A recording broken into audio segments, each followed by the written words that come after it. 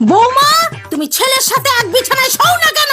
আপনার ছেলের চেঙ্কুটা ভাজা চিংড়ি মাছের মতো বেঁকে গেছে। ডাক্তার ফাটা বেলুন সারাশি দিয়ে চেপে চেপে বেঁকা চেঙ্কুটা সোজা করার চেষ্টা করছিল। তারপর কি হলো? ঠিক সেই সময় আপনার ছেলে ল্যাংটা হয়ে ডাক্তার ফাটা বেলুনের চেম্বার থেকে পালিয়ে এসছে। ভাঙা লাড্ডু, গাঠি কচু, ফুটো বাপি, হেগো বাপি আপনার ছেলেকে ল্যাংটা অবস্থায় দেখে ভূত ভূত বলে চিল্লামিল্লি শুরু করে। আপনার ছেলে কেলানি খাওয়ার ভয় আম গাছের মাথায় উঠে পড়েছে আর কাঠপিঁমড়েও চেঙ্কুতে কামড়ে দিয়েছে।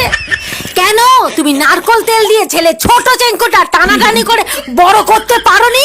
এতদিন কি ছিঁড়ছিলে? কাল রাত